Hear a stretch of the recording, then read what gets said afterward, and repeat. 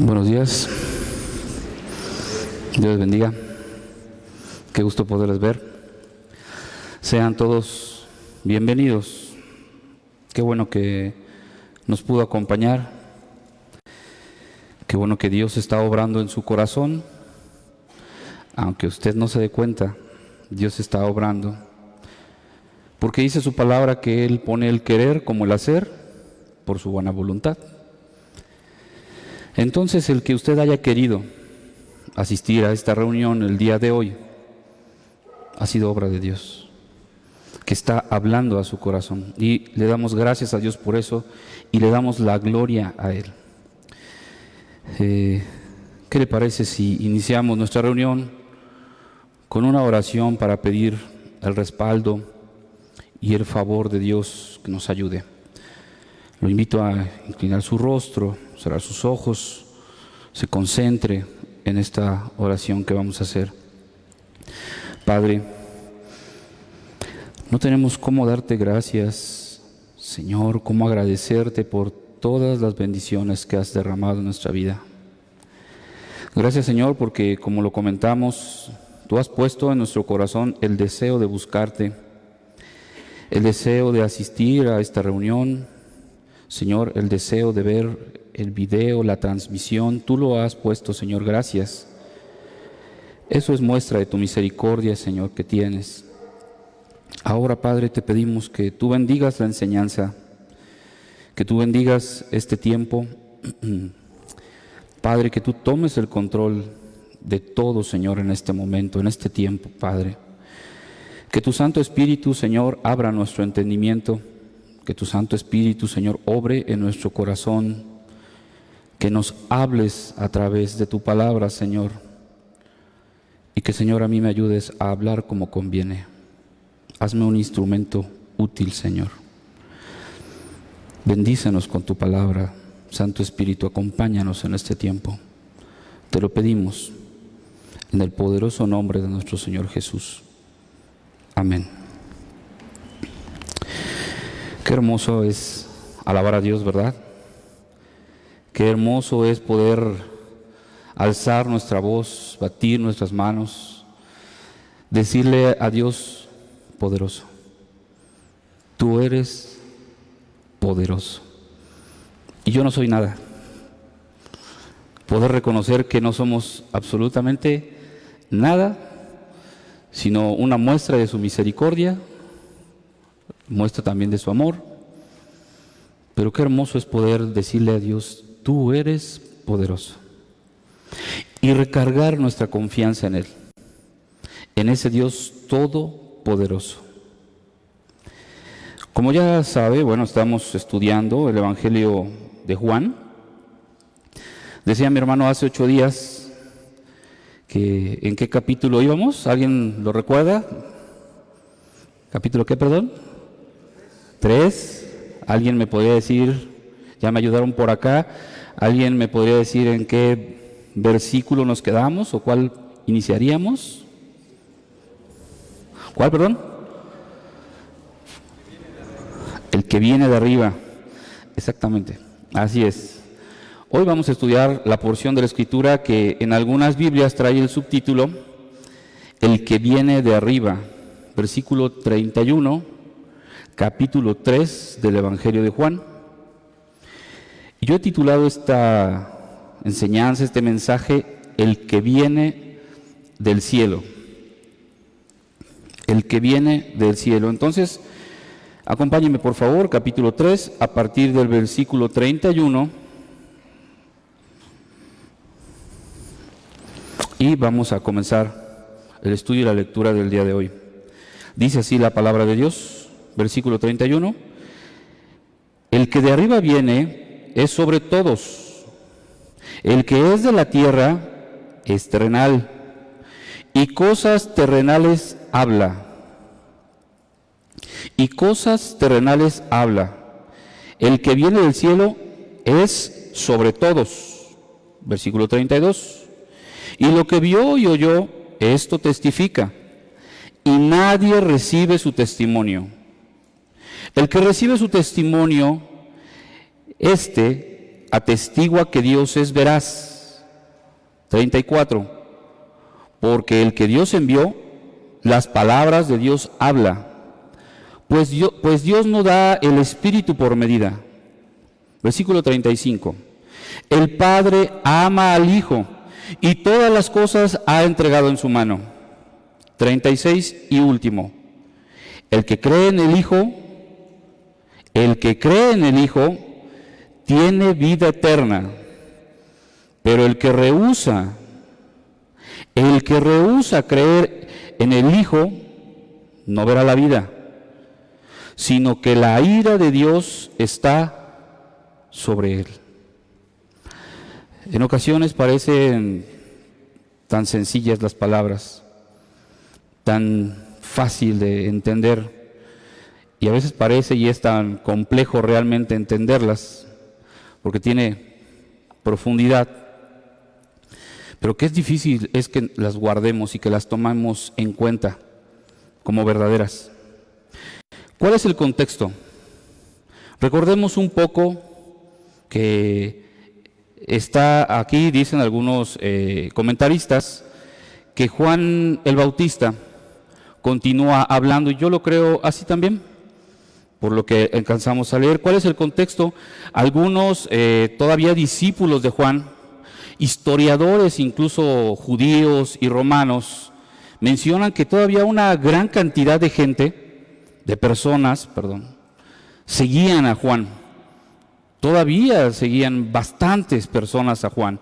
Una multitud, en algunos comentarios de historiadores se dice que eran esas personas. Y vienen a Juan con cierto celo, ¿verdad? ¿Recuerdan lo que nos compartió el hermano? Todavía un poquito como que de envidia hablar acerca de Jesús y las cosas que él empieza a hablar. Dice el versículo 25, entonces hubo una discusión entre los discípulos de Juan y los judíos acerca de la purificación. Y vinieron a Juan y dijeron, Rabí, mira, que el que estaba contigo al otro lado del Jordán, de quien tú diste testimonio, bautiza y todos vienen. Como que les estaba dando un poquito parece de envidia, ¿no? Que en vez de que siguieran a su maestro, a Juan, empezaran a seguir a Jesús. Y gran cantidad también empezaba a seguir a Jesús. Y él empieza a ponerlos en perspectiva. Les empieza a recordar y a aclarar, tal vez algunos no lo tenían claro, ¿a qué vino Juan el Bautista? Versículo 28, vosotros mismos me sois testigo de que dije, yo no soy el Cristo, sino que soy enviado delante de él. Y toma una frase, toma una tradición, una costumbre que se tenía en el pueblo de Israel para que les quedara claro. El que tiene la esposa es el esposo, mas el amigo del esposo que está a su lado y le oye, se goza grandemente de la voz del esposo. Así pues, mi gozo está cumplido. Es necesario que él crezca para que yo mengüe. Esa misión que tenía el amigo del esposo lo podríamos ver hoy más o menos como un padrino. Un padrino que su labor era que todas las cosas estuvieran en orden, todas las cosas se dieran para que la unión entre el esposo y la esposa, el novio y la novia, se diera sin ningún problema. Él se encargaba de todo. Es como, por ejemplo, algunos de nuestros hermanos, de los solteros, se casaran y tomaran a un buen amigo. El amigo se encargaba de todos los preparativos, los detalles, quitar todos los obstáculos para preparar la fiesta, la recepción, el banquete. Ese amigo del esposo, su gusto, su gozo, era que se llevara a cabo esa boda. Por eso dice aquí Juan el Bautista, mi gozo está cumplido. A ver, discípulos, yo no soy el Cristo. Yo no soy el Salvador. Incluso se empieza a vislumbrar, mi misión está por terminar. Yo me he esforzado, he obedecido, he hecho todo lo posible porque este gran acontecimiento se lleve a cabo. Los empieza a poner en perspectiva y empieza de nuevo a centrar la atención. No me miren a mí, vean al Cordero de Dios que quita el pecado del mundo. Yo no soy su Salvador. Y ahí empieza obviamente a hablar de por qué, cuáles son esas razones. De nuevo parece que en nuestra naturaleza humana es necesario que nos estén repitiendo, aclarando constantemente las cosas y recordando, ¿no? Y Juan el Bautista lo que hace aquí es empezarle a dar una serie de razones por las cuales hay que seguir al Cordero de Dios, no a mí. Yo tengo que menguar, Él tiene que crecer. Vemos una actitud de obediencia absoluta, vemos una actitud de humildad absoluta, porque de pronto la naturaleza humana nos da como para nosotros ser el centro de la atención, ¿verdad? ¿O no le ha pasado?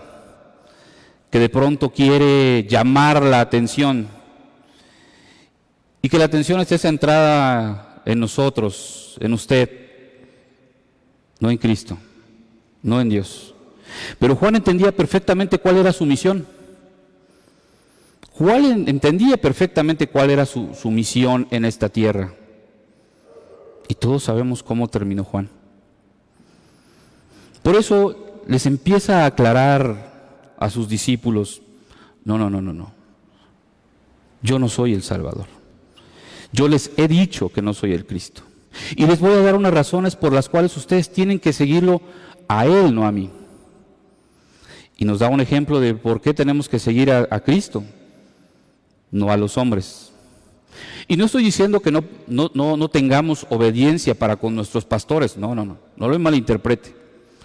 Porque lo podríamos tomar como interpretación: bueno, yo obedezco la Biblia, pero no obedezco a mi pastor. Bueno, la misma Escritura le dice que debemos obedecer a nuestros pastores y autoridades, ¿verdad?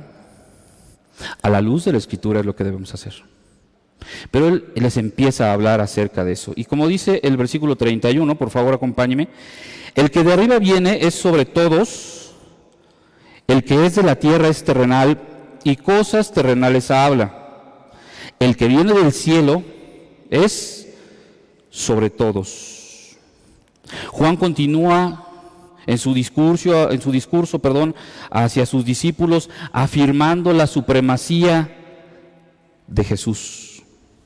Hace la diferencia entre lo terrenal, como Él mismo. Él está dándose el ejemplo: yo soy terrenal. Y lo celestial, como lo es Jesús. Eso también podemos comprobarlo, confirmarlo en la carta de Pablo a los Colosenses. Por favor, acompáñenme.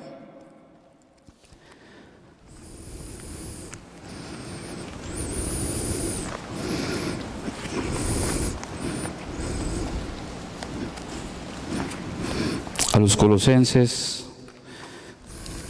capítulo 1, versículo 15.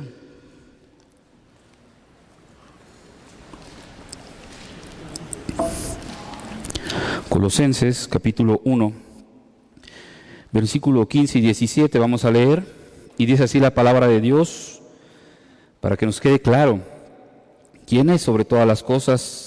Hablando de Jesús, Él es la imagen del Dios invisible, el primogénito de toda la creación, porque en Él fueron creadas todas las cosas que hay en los cielos y las que hay en la tierra, visibles e invisibles, sean tronos, sean dominios, sean principados, sean potestades. Todo fue creado por medio de Él y para Él. Versículo 17. Él es antes de todas las cosas. Él es primero que cualquier cosa que haya existido.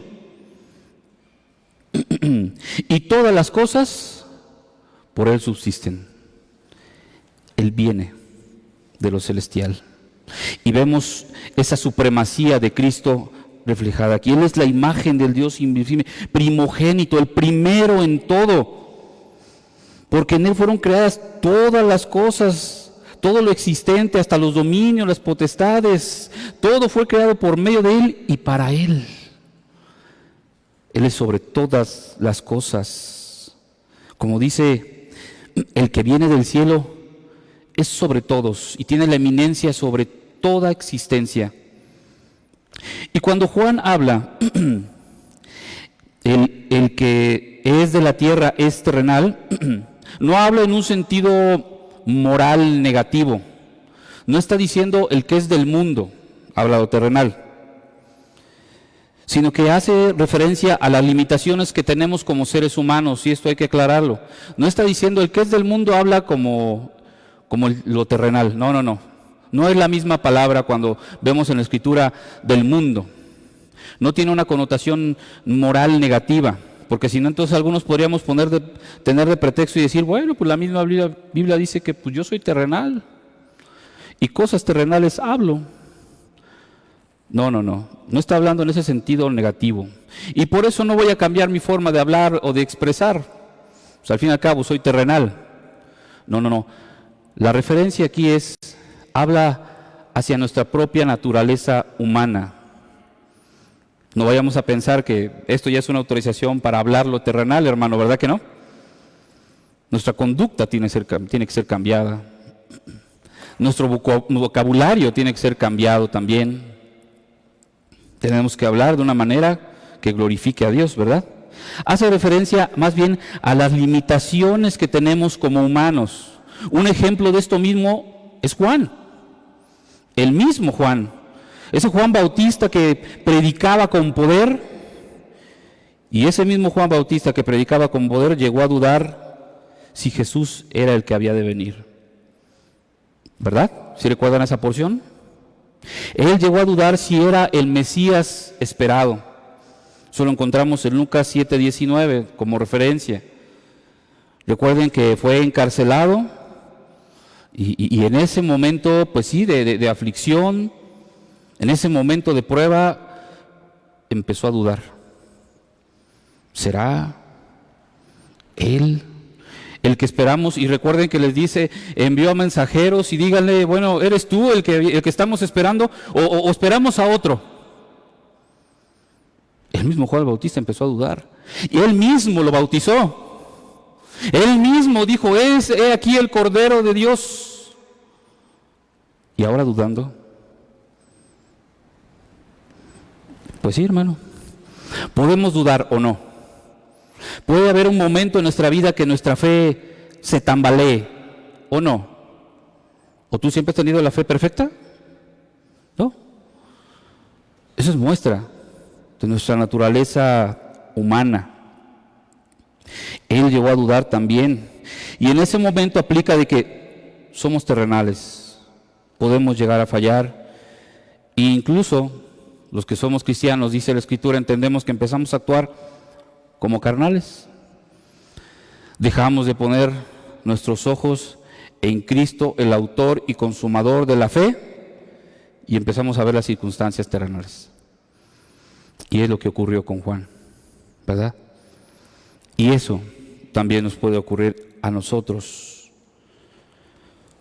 Pero te quiero decir algo, hermano. Aún así, Juan fue confortado por Dios. Vio la manera, vio la forma de enviar quien hablara a Jesús. Y Jesús contestó. Así a nosotros. ¿Qué nos corresponde en estos momentos de aflicción? Si tú estás pasando por problemas, por circunstancias, por aflicciones, que busques a Jesús. Y Él te contestará a su tiempo, claro es, pero Él contesta. Y Él ayuda. Y no dijo, bueno, ya que se quede Juan y ya no, sino que volvió a mandar Es más, habló a sus discípulos y les dijo, vengan, vean, vengan, para que ustedes mismos incluso comprueben lo que está pasando. Los ciegos ven, los cojos andan, y el evangelio es predicado a los pobres. Fue y les dijo, ahora vayan y díganle a Juan. ¿Y ustedes creen qué creen que pudo haber entendido Juan? La misión se está cumpliendo, porque su anhelo era que Cristo creciera y Él menguara. Y así nosotros, pero también lo que podemos entender es que en esos momentos busquemos de Dios y Él nos va a consolar. Él nos va a consolar. Pero a diferencia de Juan, que tiene un origen terrenal, humano, en Jesús no fue así. Jesús tiene un origen celestial. Jesús no fue así y Él fue tentado, pero nunca cayó en la tentación. Él fue también tentado y jamás pecó. Él se mantuvo firme y obediente a la voluntad de Dios. Las diferencias entre Juan y Jesús pues son claras, ¿no? Y abismales. Juan era un hombre enviado por Dios, según Juan capítulo 1:6, lo vimos, y Jesús era Dios mismo encarnado de origen celestial. En el principio era el Verbo, y el Verbo era con Dios, y el Verbo era Dios. Eso lo vimos en el capítulo 1. Juan es superior. Jesús es superior y está por encima de todos. Sencillo de entender, porque su origen es celestial, su origen es divino, y nosotros tenemos un origen terrenal. Somos nacidos aquí en esta tierra, ¿verdad? El que vino del cielo es sobre todos, por la sencilla razón de que su origen es celestial, está por encima de todos. Versículo 32, el que vino y lo que vio y oyó, esto testifica, hablando de el que viene del cielo, y nadie recibe su testimonio. Él viene del cielo. Dios en el pasado había hablado a su pueblo por medio de sus profetas, ¿verdad? Y uno de ellos, y el mayor de todos, dice la Escritura, fue Juan el Bautista.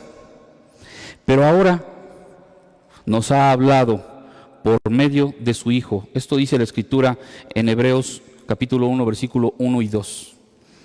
Ahora nos habla por medio de su Hijo. De modo de que, si tú quieres escuchar la voz de Dios, no esperes que de pronto te hable, Omar, obedece. A veces estamos buscando esas sensaciones, ¿verdad? Esas emociones. A veces estamos buscando esas cosas místicas que Dios en su poder lo puede hacer, ¿verdad? Le habló a Samuel.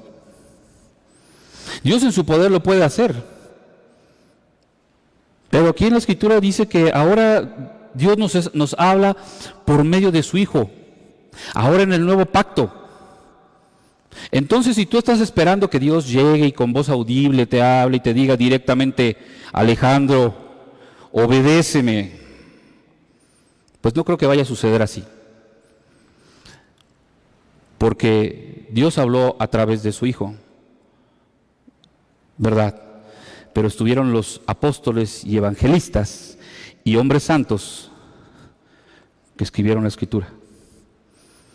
Ahora Dios nos habla a través del Hijo. Aquí está la voluntad de Dios. Entonces, si estás esperando que llegue esa voz mística y te diga exactamente qué hacer, bueno, pues qué bueno que sigas esperando. Vas a esperar, yo creo que un buen tiempo. O más bien, y no poniendo de pretexto, pues te puedes poner a leer la Escritura para que escuches al Hijo de Dios. Te puedes poner a estudiar la Biblia para que escuches al mismo Dios y no estar esperando en las emociones y sentimientos y sensaciones que luego en otros lugares pretenden hacer sentir a las personas. Por eso no hay una fe firme y verdadera. Si quieres escuchar la voz de Dios, lee la Biblia. Si quieres saber la voluntad de Dios, lee la Biblia. Porque si no lo ponemos de pretexto y, pues bueno, no queremos creer lo que nos dicen, ¿verdad? Queremos andar, caminamos como nosotros bien queremos. Aquí está lo que debes hacer. Esta es la voz de Dios. La enseñanza de Jesús es suprema. La enseñanza de Jesús es extraordinaria e inmejorable, porque su conocimiento se podría decir que es de primera mano. Su conocimiento viene, como se dice, de la fuente correcta. Su conocimiento es sin intermediarios, ¿verdad? Dios usó a sus profetas, eran ciertamente intermediarios. Pero el conocimiento de Jesús viene del Dios mismo. Dice, yo y el Padre uno somos, Juan 10:30. Su conocimiento viene del Dios mismo. Si queremos conocer a Dios y las cosas celestiales, solo las podremos conocer del que vino de arriba. Solo las podremos conocer del que vino del cielo, Jesús. Él es el único que conoce en su totalidad a Dios. Él es la fuente de revelación divina. Jesús es la fuente de revelación divina, porque Él viene del cielo. Él estuvo allá. Y bueno, cuando dice, en el versículo dice, y nadie recibe su testimonio. Quiere decir que a pesar del poderoso mensaje de Jesús, las personas lo rechazan, no lo reciben, no quieren creer en Él. O como otra versión de la Biblia dice, pocos creen lo que dice. Esta porción, el que nadie recibe su testimonio, dice, es una expresión que se llama hipérbole, exagera el comentario. Es como cuando tú dices, si tienes mucha hambre y llegas a tu casa y dices, tengo tanta hambre que me comería una vaca. Y bueno, no es así, ¿verdad? Pero estás dando esa expresión, esa es una hipérbole. Aquí también tiene esa costumbre el judío de escribir así, maximiza, exagera la situación, el comentario, por la importancia que tiene. Se estaba hablando del mismo Jesús, ¿verdad? Y pocos creen lo que dice, podría decir. ¿Por qué? ¿Por qué pocos creen? Porque los hombres amaron más las tinieblas que la luz, ya lo vimos. Porque sus obras eran malas, porque aborrecen la luz y no vienen a la luz para que sus obras no sean reprendidas, ¿verdad? Las personas no quieren escuchar de Cristo, las personas no quieren escuchar de Dios, las personas no quieren escuchar de la Escritura, porque cada vez que escuchas de Dios y la Escritura se dan cuenta de su verdadero estado. Por eso muchas personas pues nos dejan. Vemos algunos lugares vacíos, ¿verdad? Pudiera haber más sillas. Pero a muchas personas, al verse confrontados por la Escritura, se ve la realidad de su maldad, la realidad de su situación, porque vemos a un Dios santo aquí. Vemos a un Dios santo. Y vemos el amor y la bondad que Cristo ha tenido por nosotros, y lo rechazan. Y lo rechazan, porque se ven desnudos, ven su verdadero corazón, ven lo que tiene su corazón, ven cómo son sus obras. Tan difícil es para el ser humano que el primer mandamiento no lo puede cumplir: ama al Señor tu Dios. Y lo primero que hace el hombre, bueno, ¿por qué lo voy a amar? No quiere sujetarse a la autoridad y soberanía de Dios. Ama al Señor tu Dios. Y el segundo mandamiento, ama a tu prójimo, perdón. Pero si mi prójimo pues me hace el mal, y entonces se desnuda tu intención y tu vida y tus acciones. Eres malo, eres egoísta, eres envidioso, eres celoso. Por eso las personas rechazan el mensaje de Jesús. No quieren que sus obras sean expuestas, pues son malas, y aparte quieren llevar sus vidas como bien les viene en gana. No queremos escuchar a Dios, te dice, deja de mentir. ¿Y qué dices? Si todo el mundo lo hace, yo también lo voy a hacer. Yo también lo voy a hacer. Si te dice, ama a tu prójimo, ¿por qué lo voy a amar? Que Él venga y me ame. Que Él me ame primero. ¿O no es lo que a veces sucede en los matrimonios? Que Él entienda. Que Él me ame. Ah, bueno, yo lo voy a hacer hasta que Él venga y me pida perdón. ¿Verdad? Mientras no lo voy a perdonar. Ah, no, yo lo voy a hacer hasta que ella se equivocó. Ella fue la que se equivocó. Entonces que venga y me pida perdón. Y así actuamos. De esa manera actuamos. Y no queremos obedecer a Dios. Porque una de las principales cosas que nos enseña el Señor Jesús es humildad. Él siendo santo, Él siendo puro, Él siendo sin pecado. Él fue juzgado como un culpable siendo inocente. Y no queremos seguir su ejemplo. Por eso las personas no quieren seguir a Cristo. Porque no queremos seguir su ejemplo. Versículo 33. El que recibe su testimonio, este atestigua que Dios es veraz. El que recibe su testimonio, este atestigua que Dios es veraz. Pero claro, hay excepciones. Le estaba diciendo que esa era una hipérbole para exagerar un poco y poner la atención en el tema, pero no estaba negando totalmente. Ese no es el sentido de una negación total de que nadie recibiera.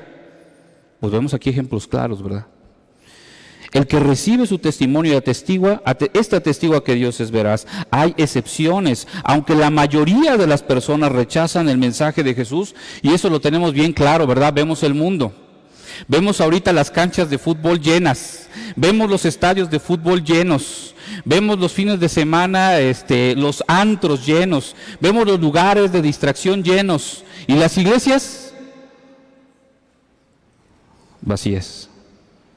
Y las iglesias donde se predica bíblicamente vacías. Porque hay lugares donde sí se predica el evangelio, y un evangelio de prosperidad. Esos sí están llenos, porque me dicen lo que quiero, porque me apapachan, ¿verdad? Esos lugares están llenos. Entonces claramente vemos que la gran mayoría de las personas rechazan, pero hay otros, hay las excepciones que sí reciben el mensaje de Jesús, que sí recibimos el mensaje de Jesús y que sí creen en Jesús y que sí hemos creído en Él para vida eterna. El que recibe el testimonio de Jesús reconoce a Jesús, comprueba a Jesús, confirma a Jesús y confiesa que Dios es verdadero. Atestigua que Dios es veraz. Hermano Ale, ¿te puedes poner de pie tantito? Te voy a hacer una preguntita. Yo le pregunté al hermano si podía usar un poquito su testimonio. En alguna ocasión escuché que él pues no había creído, no creía en Dios. Tenía una fe como la tuvimos muchos, muy superficial, de oídas te había oído. Y hubo un tiempo en su vida que pues como muchos de nosotros, en incredulidad dijo, yo creo que Dios no existe. Es más, para mí, si me preguntan, para mí Dios no existe. Vemos la situación, cómo el mundo se está acabando, la maldad, las religiones, los extorsionadores, lo que te mencionaba, cristianos, católicos, de otras religiones, como tú lo veas, usando el mensaje de Dios, torciéndolo. Pues la religión es simplemente un engaño para el hombre. Es la necesidad que tiene el hombre. Pero Dios no existe. Te quiero mostrar más o menos un ejemplo. Dice, este atestigua que Dios es veraz. Y la pregunta, hermano, es,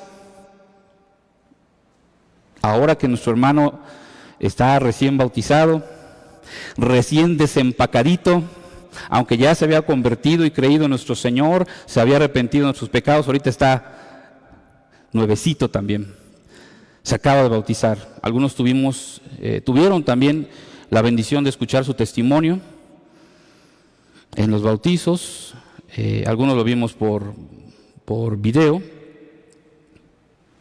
y la situación cambia. La pregunta, hermano, es, ¿alguna vez tú profesaste y dudaste de que Dios existiera? Dios existe, hermano. Dios existe, hermano. ¿Tú crees que si yo te doy un documento me lo pudieras firmar y decir Dios existe, hermano? Dios existe. ¿Sí estás seguro, hermano? Pero totalmente seguro, así, no me estás cuenteando, hermano. Dios existe. 100% seguro. Tienes esa convicción de que Dios existe. Amén. Gracias, hermano. Gracias.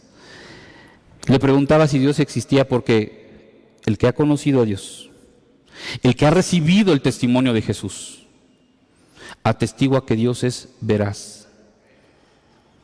Él sabe que Dios existe.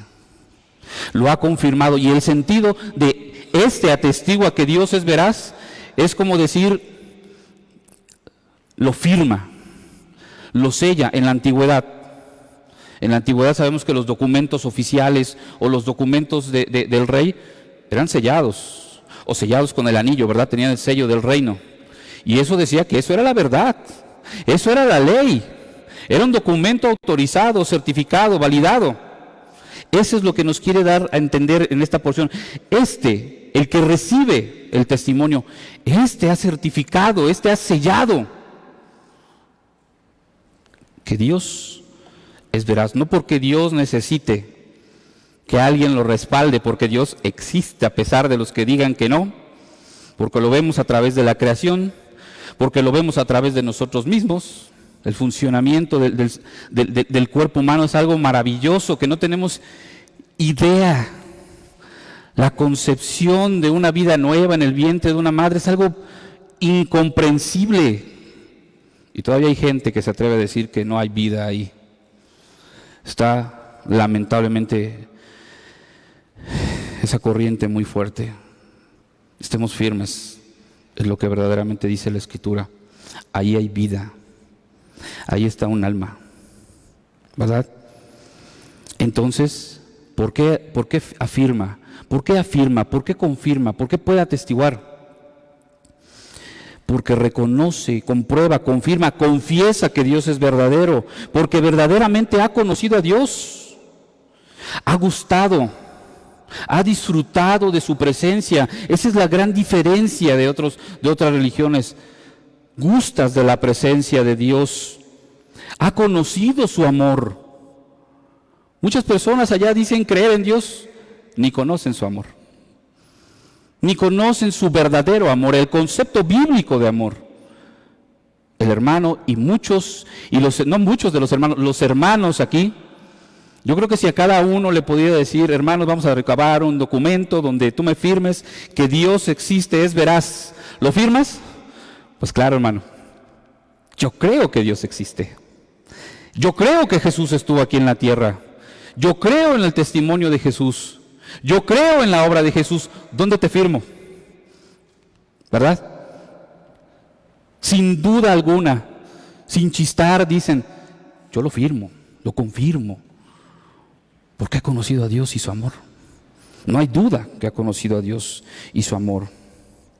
Esa persona se puede decir que certifica que Dios es verdadero y que el mensaje que nos ha dado por medio de Jesús es verdad. ¿Es verdad el Evangelio, hermano Alex? Hermano Pepe, ¿es verdad el Evangelio? Amén. ¿Necesitábamos el Evangelio, hermano Pepe, amén. Certificamos que es verdad. Certificamos que necesitábamos un Salvador. Confirmábamos que el ser humano necesita un Salvador por el pecado que ha hecho contra Dios. El que recibe tu testimonio, este atestigua que Dios es veraz. Versículo 34. Porque el que Dios envió, las palabras de Dios habla. ¿A quién envió? A Jesús. Porque el que Dios envió, las palabras de Dios habla. Pues Dios no da el Espíritu por medida. De nuevo,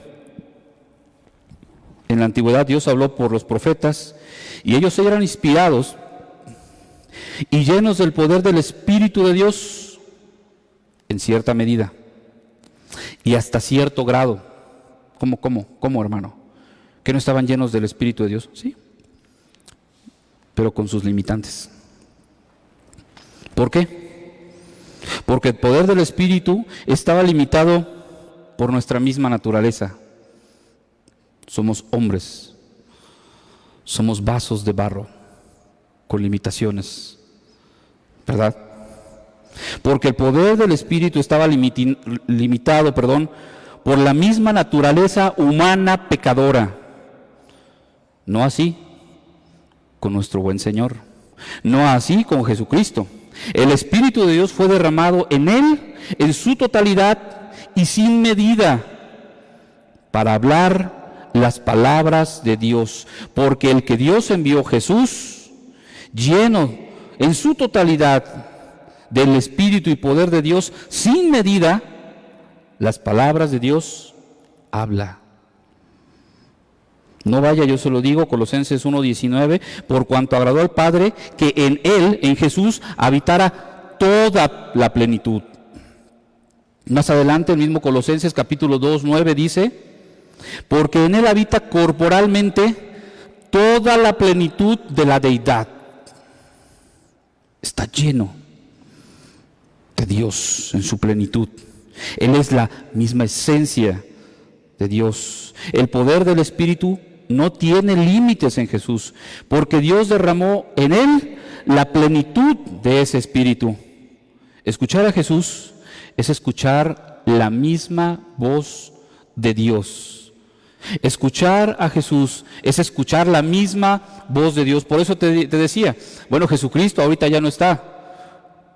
Murió por nuestros pecados en la cruz, fue crucificado, al tercer día resucitó y subió a la diestra del Padre. ¿De qué manera ahora Jesús nos habla? Su Escritura.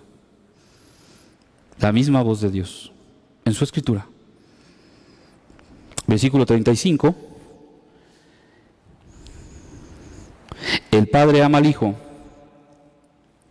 El Padre ama al Hijo y todas las cosas ha entregado en su mano.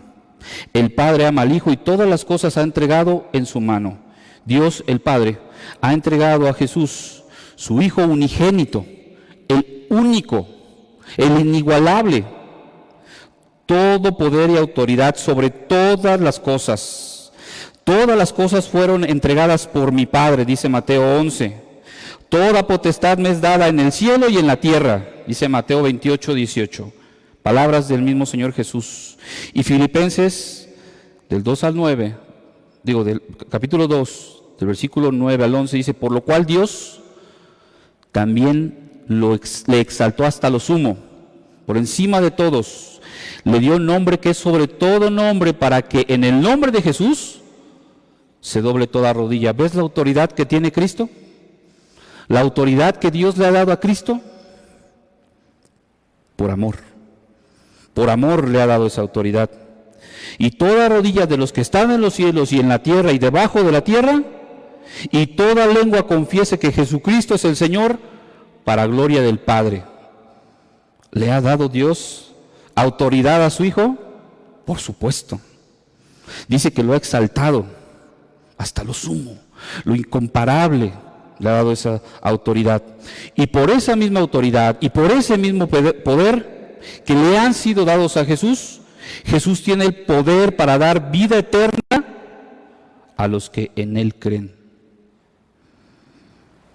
A los que en Él creen.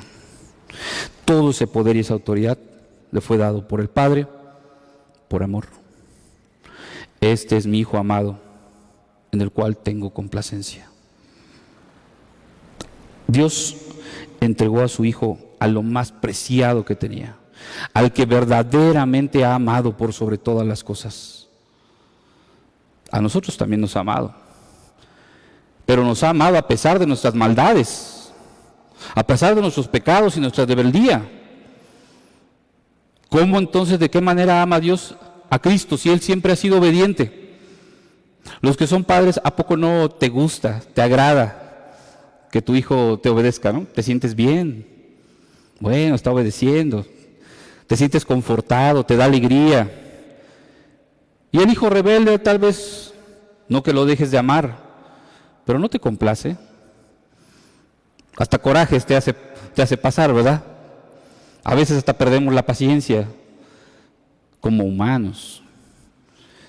Bueno, pues Dios ha amado a su Hijo sin medida y ese poder se lo ha dado. Versículo 36.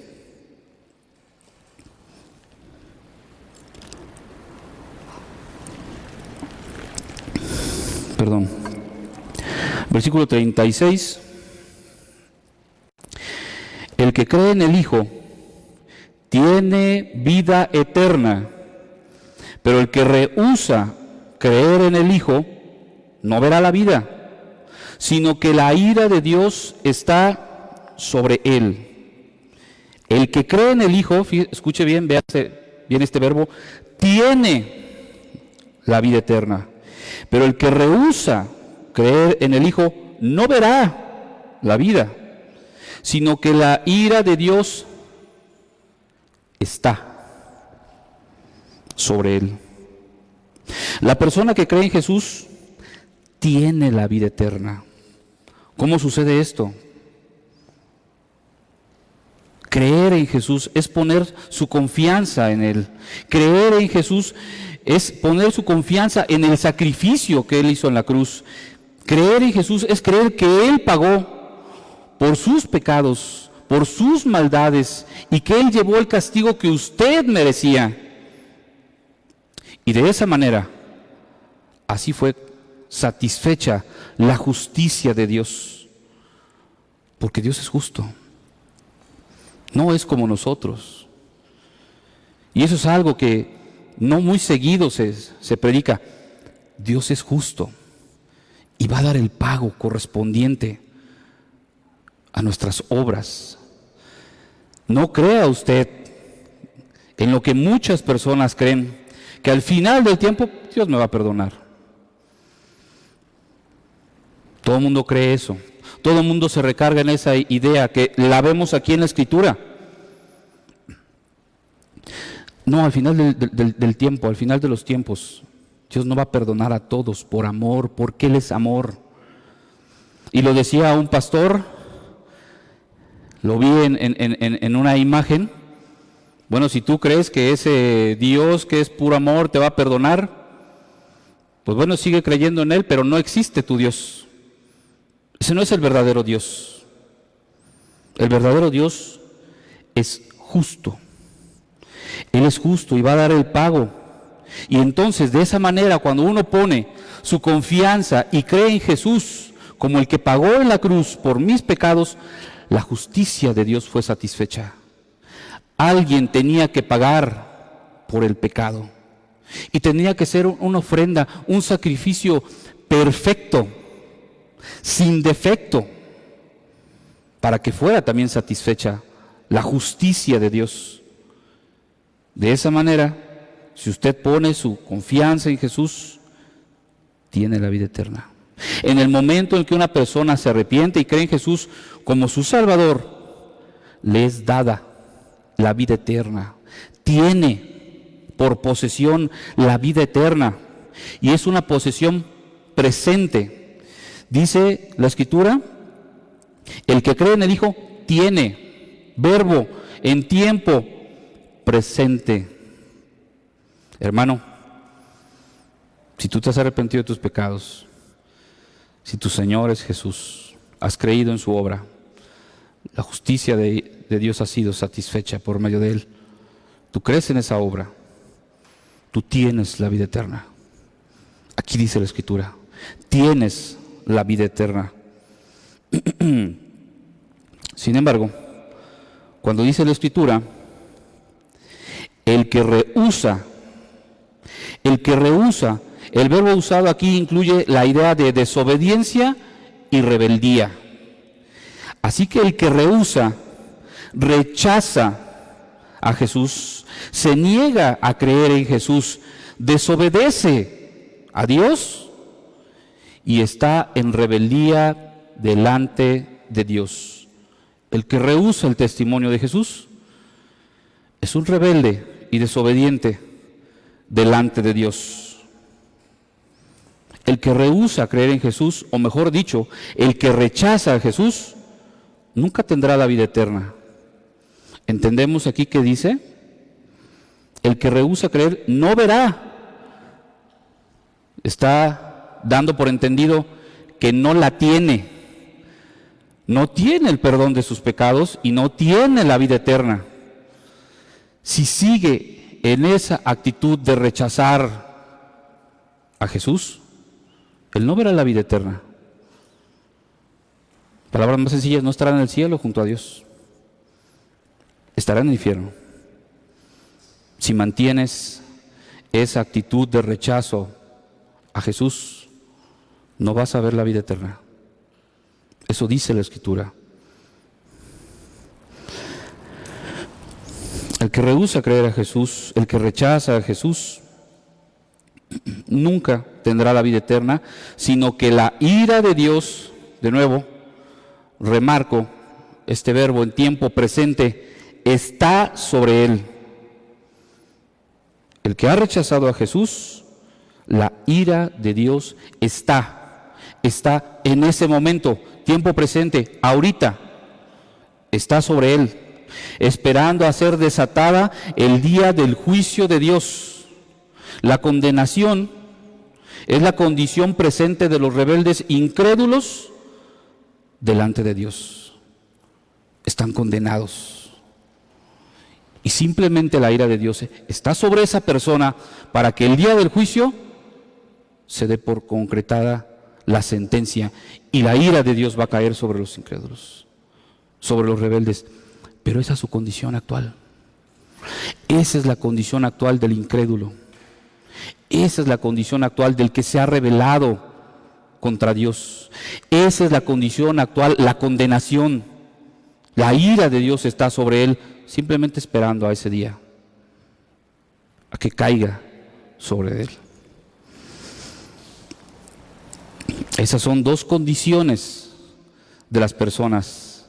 Son las únicas dos condiciones. La condición de tener la vida eterna. En este momento, los que hemos creído en Jesús, tenemos en nuestra posesión la vida eterna. Y en este momento, el que ha rechazado a Jesús tiene la ira de Dios. Solamente esas dos condiciones hay. No hay un de que estoy a medias con Dios. Bueno, ahí voy, más o menos estoy con Dios. Sí estoy empezando a leer la Escritura. Bueno, pero ya dejaste tus maldades, ya cambiaste tu vida, ya entendiste. Bueno, pues poco a poco la ira de Dios está sobre él. Y su condición es de perdición, porque está condenado a muerte eterna en el infierno. Mismo Dios dice en su palabra, mejor te sería que fueras frío o que fueras caliente, porque tibio te vomitaré de mi boca. Los tibios no le agradan a Dios. No hay una condición de que estoy regular con Dios, ahí voy con Dios. No, estás en condenación con Dios. La ira de Dios está sobre ti. Esa es la condición del ser humano. Solamente esas dos formas. No hay una media. Con Dios no hay medias tintas. No hay un punto medio. Con Dios o eres o simplemente no eres. No te engañes. No te engañes. Al parecer, estas son las últimas palabras del mensaje de Juan el Bautista. Recordemos que les estaba hablando a sus discípulos. Les estaba dando las razones por las cuales habría que seguir al Cordero de Dios. Y nos presenta esta disyuntiva, nos presenta una encrucijada, nos presenta dos caminos, como si fuéramos en un camino, y nos presenta esta Y. Nos presenta dos opciones. La vida eterna por un lado, o la ira de Dios. La vida eterna por un lado, o la ira de Dios. Nos presenta esos dos caminos. Esos son los únicos dos caminos que hay para el ser humano. Y es curioso ver cómo está finalizando el ministerio de Juan, porque más adelante sabemos que Juan es encarcelado y sabemos que Juan fue decapitado. Qué curioso, ¿verdad, hermano? Qué curioso otros lugares donde predican que somos vencedores, somos hijos del Rey, somos triunfadores, vamos al éxito. Pues pobre Juan el Bautista, entonces ni fue triunfador, ni fue exitoso, ni fue vencedor, ni fue el campeón. Murió decapitado por los caprichos de una mujer. Porque Juan el Bautista le dijo la verdad. Les dijo: estás en pecado. A Herodes Antipa, que había tomado por mujer a su cuñada. Entonces, pobre Juan el Bautista, él sí no fue exitoso. Él sí no cumplió sus metas, ¿verdad? Viéndole de una manera terrenal, como es expuesto en otros lugares. Pues él no cumplió sus metas. No cumplió. Pobrecito, se murió frustrado, incluso en la cárcel, frustrado, traumado. Qué diferente es el enfoque de la Escritura para la vida cristiana, ¿no, hermano? Las metas de los cristianos es glorificar a Dios hasta con su propia vida. No que obtengas lo que tú deseas, no que obtengas los títulos, las propiedades, las riquezas. Eso es banal, eso es material. Y yo creo que dista mucho del propósito de Dios para nuestras vidas, hermano. Juan el Bautista estaba a punto de terminar su ministerio, fue encarcelado, claro, con momentos de duda, después confortado con Dios y le recordaba cuál era su misión. Recuerda que la misión era que tú menguaras para que yo creciera. Recuerda que tu misión era ir delante, esa voz en el desierto que decía: enderezad los caminos, que tú ibas al frente para hablar del Salvador que iba a venir. Vemos un ejemplo, hermano, un ejemplo muy grande de humildad, de obediencia a Dios. Y es curioso que también, por ejemplo, en el caso de Moisés, en el caso de Josué, dijeran unas palabras similares. Y por favor quiero que me acompañe al libro de Deuteronomio,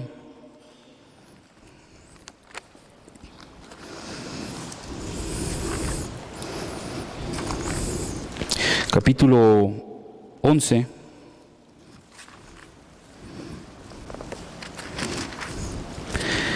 versículo 26 y 28.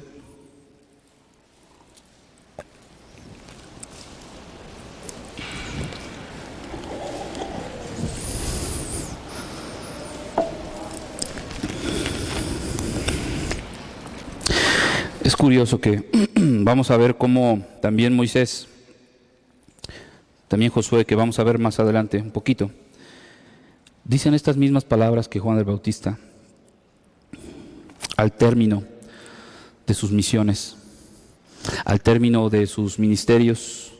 Dice capítulo 11, versículo 26: he aquí yo pongo hoy delante de vosotros la bendición y la maldición.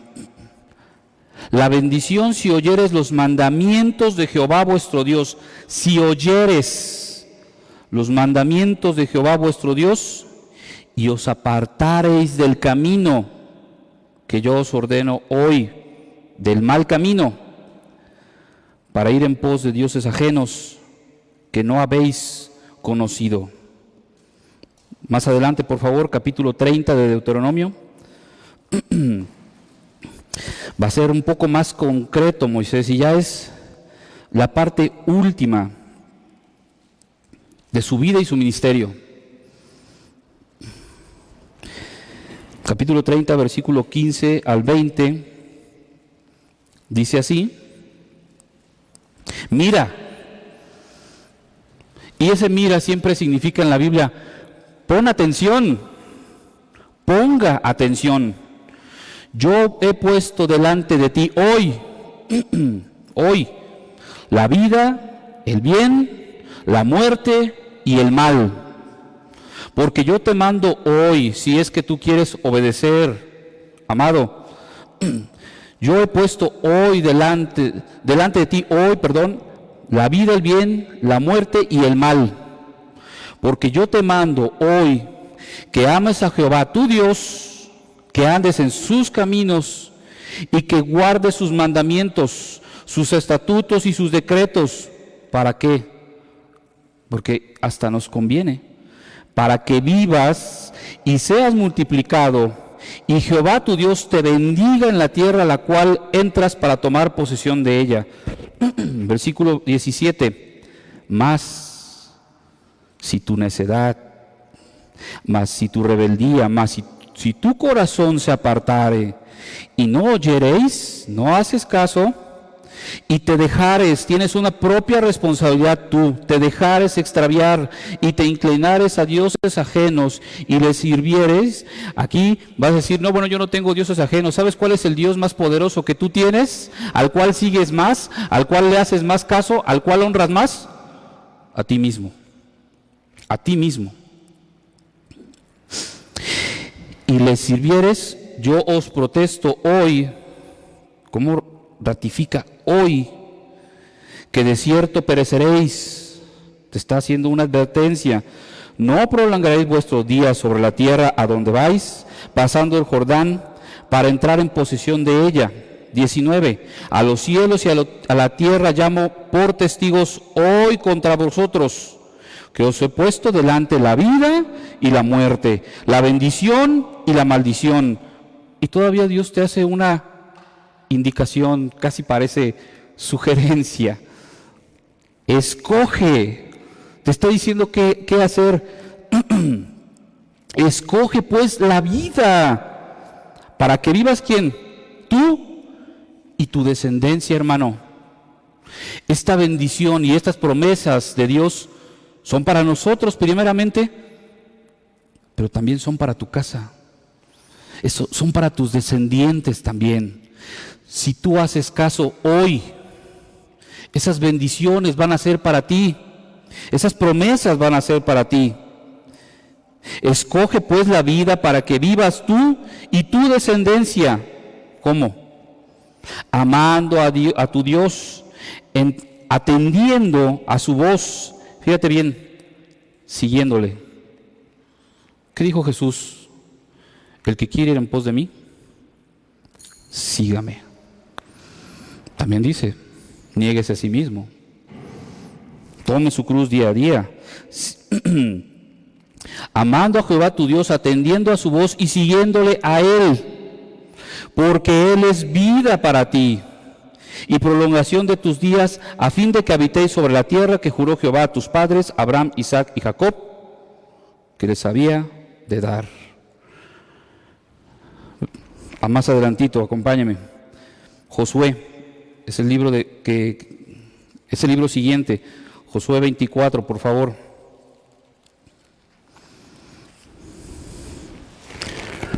Capítulo 24, versículo 14.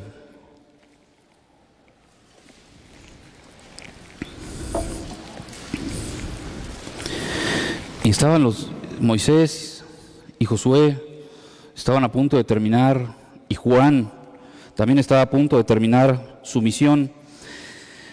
Versículo 14 y 15 dice, ahora pues, temed a Jehová y servirle con integridad en lo completo y en verdad, y quitad de entre vosotros los dioses a los cuales sirvieron vuestros padres al otro lado del río y en Egipto, y servir a Jehová. Escucha bien, servir a Jehová. Escuches, mantén esa palabra también. Y si mal os parece servir a Jehová, escogeos de nuevo hoy a quién sirváis, si a los dioses a quienes sirvieron vuestros padres cuando estuvieron al otro lado del río, o a los dioses de los amorreos en cuya tierra habitáis. ¿Y qué dijo Josué? Un hombre con la plena convicción que ha recibido el testimonio de Dios. Pero yo y mi casa serviremos a Jehová. Yo y mi casa serviremos a Jehová. Ahora es importante reflexionar. Ahora es importante hacernos algunas preguntas para entender nuestra condición, para entender nuestra actualidad. ¿En qué camino voy? ¿Sobre qué camino estoy yendo? ¿En qué camino estoy llevando a mi familia? ¿El camino que lleva a la vida eterna? ¿Sobre ese camino voy? ¿O el camino que lleva a la ira eterna? ¿En qué camino es el que ustedes están andando? ¿En qué camino va? ¿A la vida eterna o a la ira eterna? Y si ya sabe, y si ya identificó en qué camino va, la siguiente pregunta es, ¿qué va a hacer? ¿Usted qué va a hacer con la verdad que hoy le ha sido expuesta? ¿Qué camino va a tomar? Porque decía que a lo mismo, y de la misma manera que Moisés, de la misma manera que Josué, y de la misma manera que Juan, nos son expuestos esos dos caminos, esas dos únicas opciones que tiene el ser humano. ¿Qué va a hacer con la verdad que hoy le ha sido expuesta? Ya dijimos que a Dios no le gustan las medias tintas, que no hay un estado medio para con Dios. ¿Qué va a hacer? ¿Cuál es su condición delante de Dios? ¿Es una condición de pertenencia de la vida eterna? ¿O su condición es, como dice la Escritura, la ira de Dios está sobre usted? No en un futuro, no el día del juicio, no esperando, bueno, allá ese día, a ver qué día me arrepiento, tal vez ese día Dios me va a perdonar. No. Si usted no está caminando en vida eterna, su condición, es que la ira de Dios está sobre usted. Así dice la Escritura. La ira de Dios está sobre el que no ha creído en Jesús. Y creer en Jesús, ya le dije que no nada más es simplemente decir, yo creo que Jesús existe. Sí. Personas en el Medio Oriente de otras religiones dicen, Jesús existió. Los mismos romanos, historiadores, dan fe de que Jesús existió. Pero profesar a Jesús como mi Señor y Salvador implica varias cosas. Y usted conoce esas cosas. Y si no las conoce, le invito a leer la Escritura. Pero una vez que ya identificó en qué camino está, la siguiente pregunta es, ¿qué decisión va a tomar? ¿Qué es lo que va a hacer usted con esta verdad? Porque esta es la verdad. ¿Qué decisión va a tomar? ¿Seguir por el camino de la destrucción? ¿O empezar a caminar en vida eterna? Tiene que hacerse esas preguntas. Tiene que reflexionar acerca de su estado espiritual, de la condición de usted, no para con nosotros los hombres, sino delante de ese Dios todopoderoso que le ha sido dado todo poder y toda la autoridad, por el cual los hombres, los vivos y los muertos van a ser juzgados, dice la Escritura. ¿En qué camino va? ¿Qué va a hacer? ¿Qué es lo que va a hacer usted? Y la pregunta que nos debemos hacer, hermano, tú y yo, considerando lo que escuchamos, lo que leímos de Josué, si estoy en el camino de la vida eterna, estoy sirviendo a Dios, porque recuerde que le dije que mantuviera en su mente la palabra que decía servir a Jehová, ¿verdad? Si estoy caminando en vida eterna, estoy sirviendo a Dios. ¿Cómo? ¿Como Él quiere? ¿Y en donde Él quiere? Hermano, tú estás sirviendo a Dios como Él quiere y en donde Él quiere, o donde nosotros queremos, o donde nosotros pensamos. Otra pregunta que nos debemos hacer, hermano: ¿los propósitos para los que fui salvo se están cumpliendo? Los propósitos para los que fui salvo se están cumpliendo. Los propósitos de Dios se están cumpliendo en mi vida, porque Dios tiene propósitos para nuestra vida. ¿Tú crees que Dios te mandó para que vinieras todos los domingos a sentarte ahí?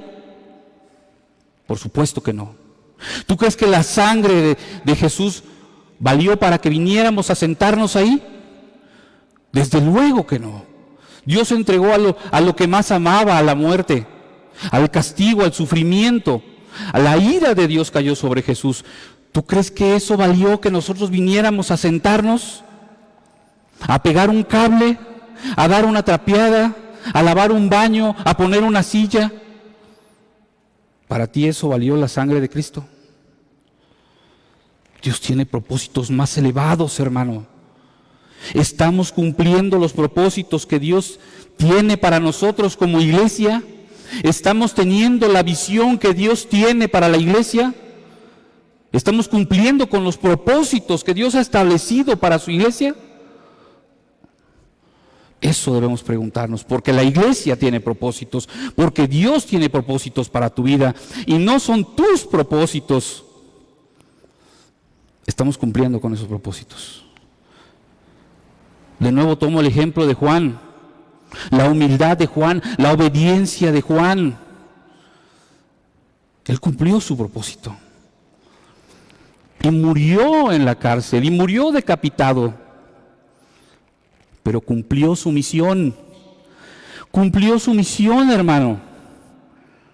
Y te aseguro que cuando regresaron los mensajeros de parte de Jesús, eso consoló su corazón. Y ha de haber estado dándole gracias a Dios y diciendo: la gloria es para ti, Señor. Tu hijo, tu único hijo, está predicando el evangelio que necesitan las personas. Está siendo cumplida tu misión, están siendo cumpliendo tus propósitos. Tu hijo está cumpliendo sus propósitos, está siendo predicado el evangelio.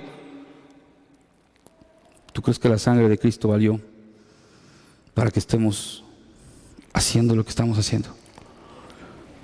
Juan entregó todo, hermanos. Juan lo entregó todo. Llegaremos a tenemos la convicción y firmeza que tuvo Josué.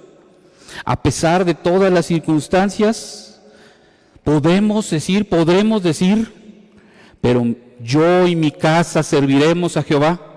A pesar de las circunstancias, a pesar de tus circunstancias, a pesar de tus batallas, tienes esa firmeza de decir: yo y mi casa serviremos a nuestro Dios.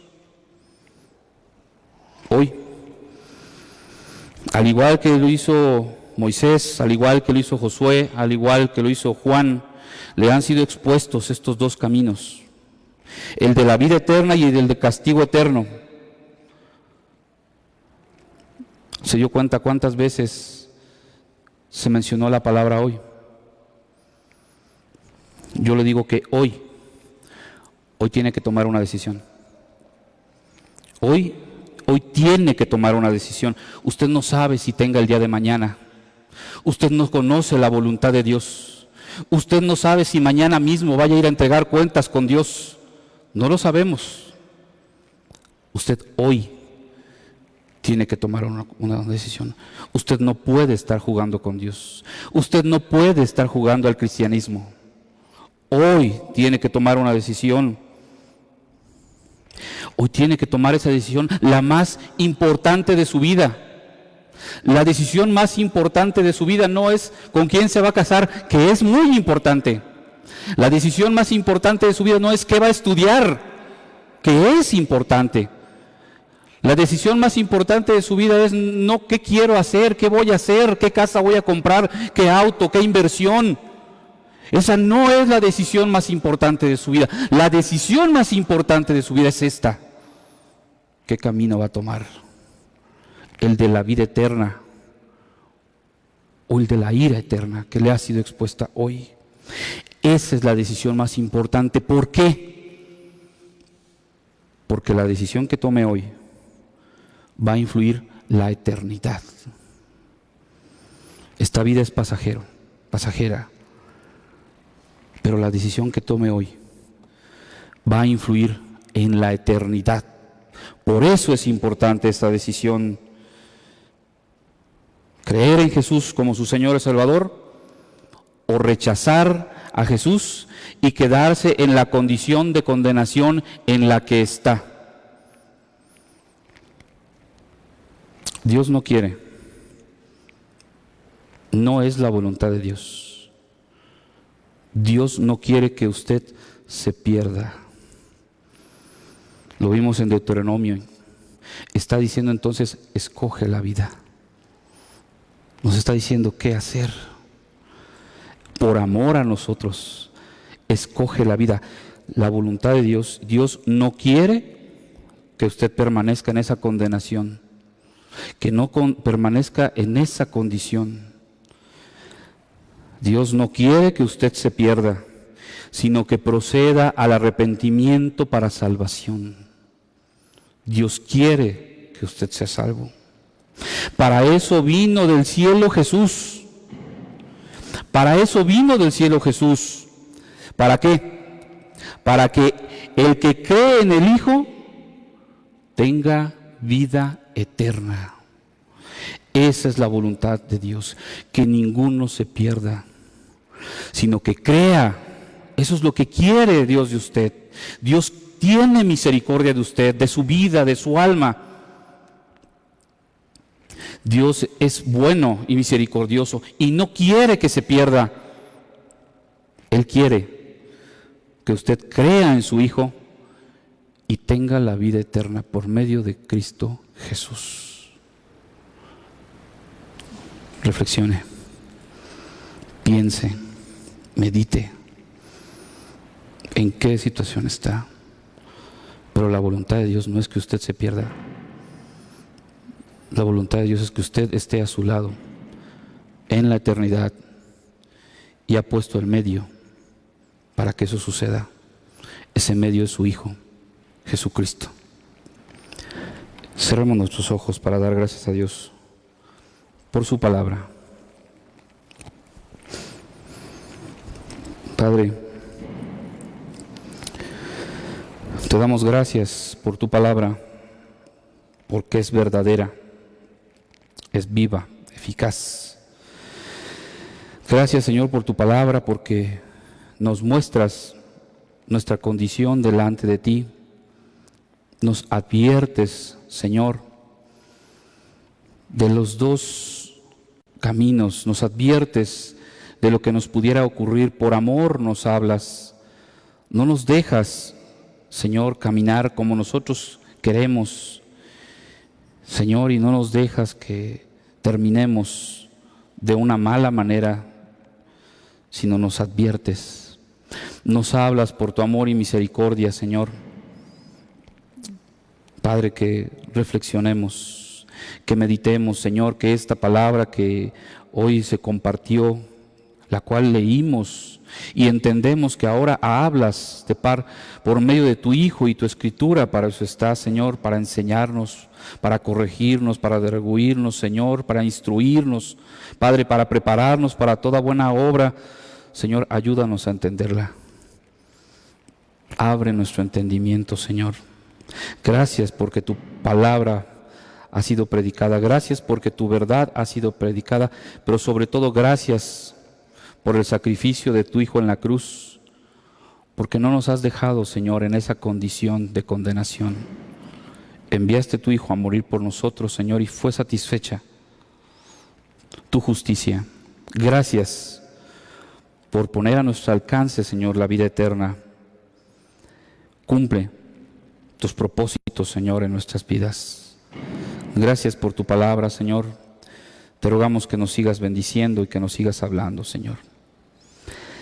Por todo esto, Señor, por tu amor, por tu paciencia y tu misericordia, te damos gracias en el nombre de Cristo Jesús. Amén.